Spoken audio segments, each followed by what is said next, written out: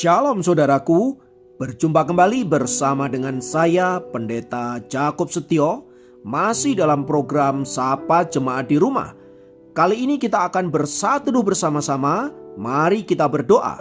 Bapa kami rindu, firman-Mu sungguh memberkati kami, dan biarlah melalui renungan firman itu, kami semakin dikuatkan, diteguhkan di dalam pengiringan kami akan Engkau.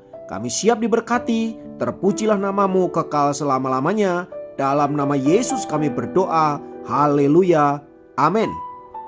Firman Tuhan kali ini terambil dari Lukas pasal 4 ayat 12 sampai 13. Lukas 4 ayat 12 sampai 13 berkata, Yesus menjawabnya, katanya, ada firman, jangan engkau mencobai Tuhan Allahmu.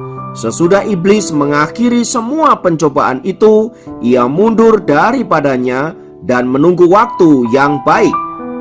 Saudaraku, apa yang dapat kita pelajari dari peristiwa pencobaan Tuhan Yesus di padang gurun oleh iblis? Jika kita membaca keseluruhan cerita itu, mau memberikan kita pengertian bahwa ketaatan total kepada firman Allah adalah pukulan yang mematikan bagi pekerjaan si iblis. Tuhan Yesus melalui cerita itu ingin mengajarkan kepada kita bahwa ketaatan merupakan tembok-tembok yang dapat menutup celah yang dapat digunakan oleh iblis untuk menjatuhkan dan menghancurkan hidup anak-anak Tuhan.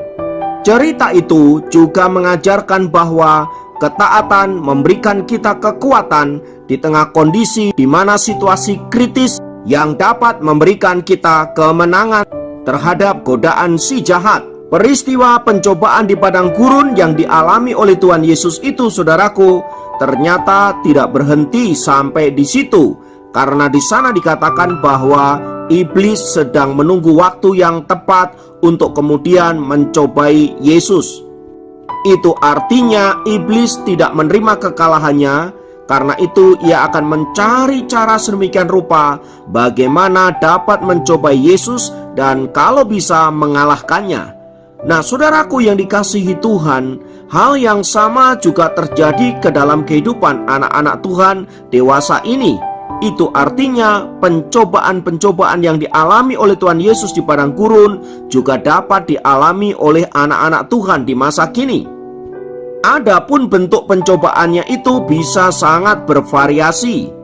Namun bila kita perhatikan, intinya adalah iblis ingin menghancurkan kehidupan anak-anak Tuhan. Bahkan sekiranya mungkin mereka menyeret anak-anak Tuhan untuk tidak taat kepada Allah dan meninggalkan Yesus. Itulah sebabnya, saudaraku, berbagai-bagai cara dipakai oleh iblis untuk menggodai kita dan ujungnya dapat menjatuhkan kita dan membuat kita meninggalkan Tuhan Yesus. Godaan itu bisa saja dari sisi kesehatan, sakit penyakit, atau dari sisi ekonomi, masalah keuangan, masalah finansial, bisnis, dan lain sebagainya. Atau juga bisa terjadi dari masalah-masalah keluarga, hubungan suami istri yang tidak harmonis, hubungan orang tua anak yang krisis, serta hubungan saudara bersaudara yang mengalami masalah. Semua itu adalah pintu dan celah yang bisa dipakai oleh iblis untuk menghancurkan anak-anak Tuhan. Nah, di tengah-tengah pencobaan-pencobaan yang tidak mudah inilah, saudaraku, iblis seringkali memanfaatkan celah dengan menawarkan berbagai-bagai kemudahan, berbagai-bagai kesenangan, dan bahkan jalan pintas agar kita dapat keluar dari krisis yang kita hadapi. Tetapi ujung dari semua itu adalah kebinasaan yang membuat kita bisa saja kehilangan keselamatan yang telah Tuhan berikan kepada kita. Saudaraku, memang tidak mudah untuk menghadapi peperangan dengan pekerjaan kuasa jahat yang membuat kita bisa tetap bertahan dan pada akhirnya memenangkan peperangan itu. Itulah sebabnya, saudaraku, Tuhan berkali-kali memerintahkan kepada kita agar kita berjaga-jaga dan waspada, sebab lawanmu si iblis berjalan seperti singa yang mengaum-ngaum dan mencari orang yang dapat ditelannya.